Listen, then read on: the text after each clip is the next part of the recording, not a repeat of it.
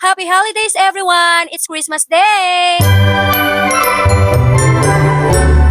Dahil Pasko na at ang araw ng Pasko ay ang araw ng pagbibigay, pagmamahal at pagkakaisa. This is the first time we're having a gift giving or gift exchange this Christmas. Hindi man kami kumpleto and we are not celebrating Christmas together. Pare-pareho naman silang may gift galing sa akin at pati na rin sa asawa kong Chinese na hindi singkit. First week pa lang ng December, check out ko na lahat-lahat ng mga nasa cart ko. Mas gusto ko talagang ako yung nagbibigay kaysa ako yung tumatanggap. Pero syempre, gusto ko rin yung nakakatanggap. Hindi naman ako ganun kamanhit.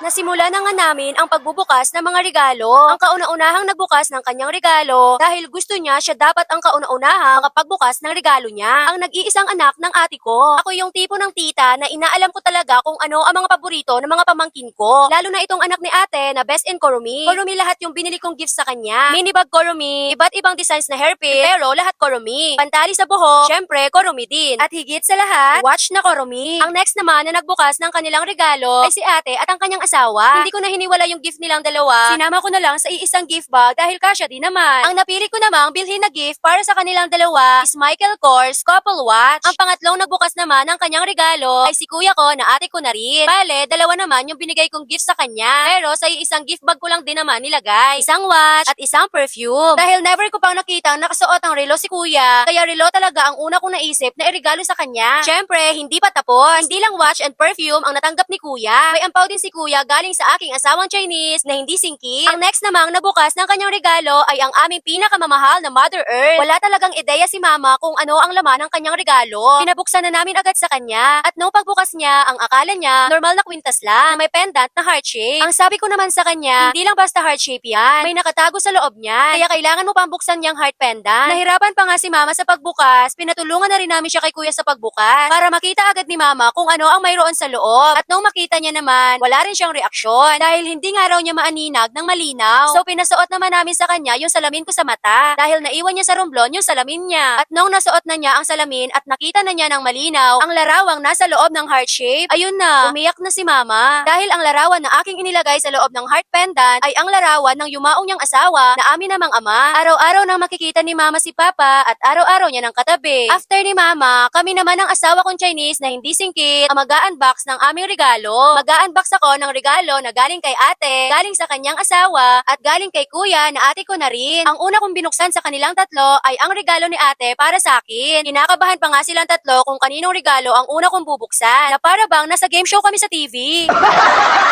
At nung pagbukas ko nga, nagulat ako dahil tamang-tama talaga yung gift na binigay sa akin ni ate. Dahil eto rin yung naka-add to cart at naka-take note sa akin. Bukod pa sa whitening body wash, may kasama pang dalawang pajama and color purple. Alam na alam talaga ni ate ang paborito kong kulay. Habang nag-a-unbox ako ng mga regalo sa akin ni na ate, nag-a-unbox din itong asawa kong Chinese na hindi singkit ng mga regalo ko sa kanya. Ang next ko namang binuksan, ang regalo sa akin ng asawa ni ate. Ang regalo sa akin ni Kuya Paul. Sobrang natuwa nga ako sa regalo sa akin ni Kuya. Ang akala ko naman, katulad ng kay ate, body wash din ang regalo sa akin ni kuya. Ang cute pa ng lagayan. Halatang manginginom yung pinagbigyan. At may kasama ring dalawang face powder. See you sa part 2.